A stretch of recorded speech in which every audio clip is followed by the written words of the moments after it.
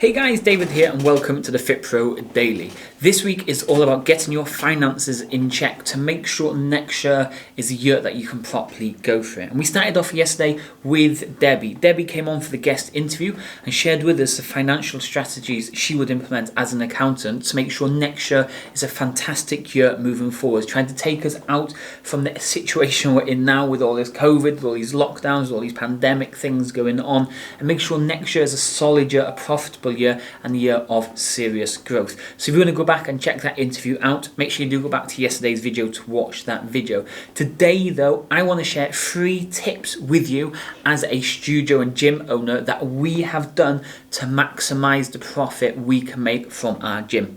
But before we do dive into it, if you haven't subscribed to the channel just yet, make sure you do subscribe by clicking that big red button below. That way you'll never miss any future episodes.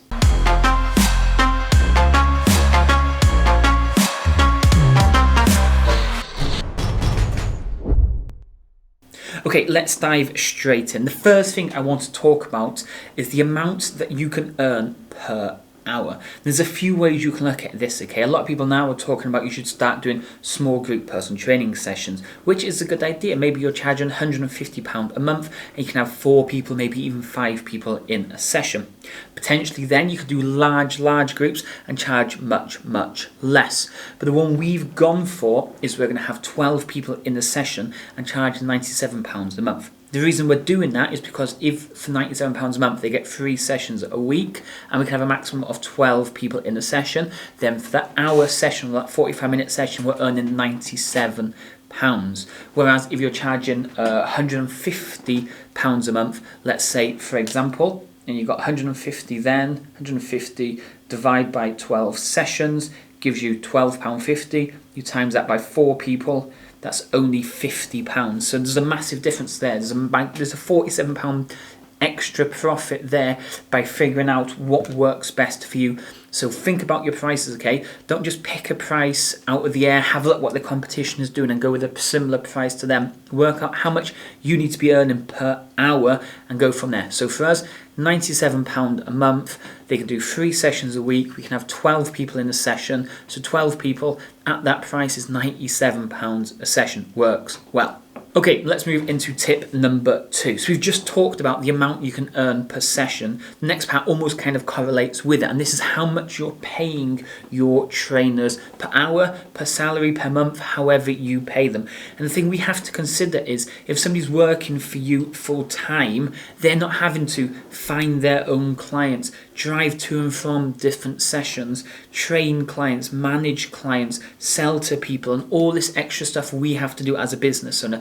They're coming in to do what they're good at, which is train clients and get amazing results for your clients, which means you don't have to pay them the money they would command as a one-to-one PT. Remember, as a one-to-one PT, maybe they're charging £40 a session to a client, but they're having to try and find that client first. They're having to try and chase that client, sell to that client. Once that client's on board, they've got to then get the results. They've got to keep that client happy. They've got to over-deliver, and while doing that, they've got to try and find even more clients. So that is why you can charge £40 an hour and have 10 clients a week to get on the £400. But when they're working for you, all they need to focus on is training your amazing clients so you can charge or you can pay them a decent amount still. And we're not talking about 40 or 30 or 20 or maybe not even 15, okay? £10 an hour, it's more than minimum wage. They can do exactly what they enjoy doing. You can give them a lot of downtime to be able to chase after clients and make sure the client's happy. So potentially out of a 40-hour week, they might do 30 hours of coaching, 10 hours of admin / maybe a little bit of cleaning involved too, and they're getting a very decent wage from that. So the best way to do it is make sure you have a look. 1, we talked about amount you're getting per hour, and then 2, how much you're paying your coaches per hour.